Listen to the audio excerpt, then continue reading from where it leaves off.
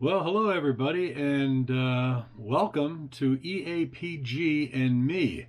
This is my brand new YouTube channel where I'm going to talk about EAPG, or Early American Pattern Glass. There's a lot of collectors out there, and to those collectors, they know what EAPG stands for. For everybody else, it does stand for Early American Pattern Glass, and you might say, what is that?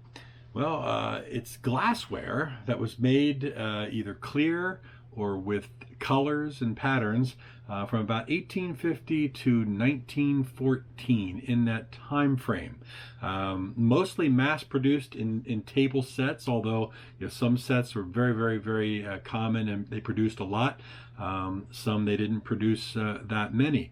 But they did butter dishes, they did creamers, sugars, water pitchers, salt and pepper shakers, kind of anything that you could possibly use in a table set was produced as Early American Pattern Glass. And there were thousands of patterns and all kinds of cool names to the patterns. Some patterns very plain, some patterns very ornate. And there were hundreds of different manufacturers. Some of the most prolific manufacturers were Bryce Brothers, McKee and Brothers, the U.S. Glass Company, Fostoria, Imperial Glass Company. There were a lot of glass makers in those days. Why am I interested in EAPG? Well, I inherited a whole bunch of glass from my parents.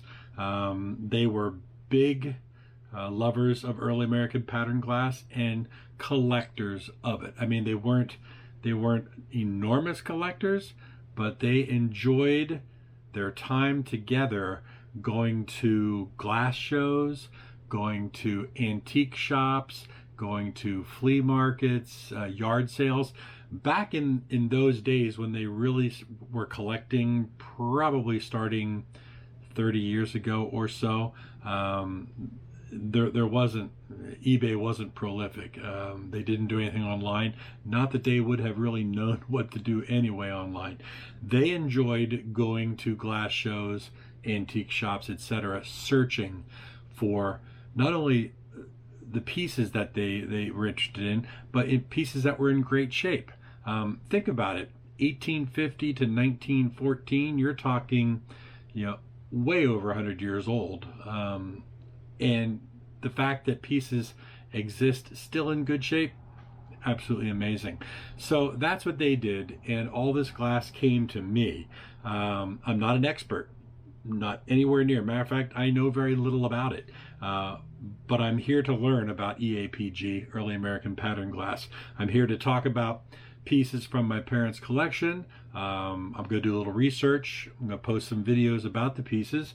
And if you're watching and you want to comment and add more information or correct information that I've given and say, no, it was this, fantastic. That's what I want to hear, because I'd love to learn about all these pieces that I'm going to do some videos on.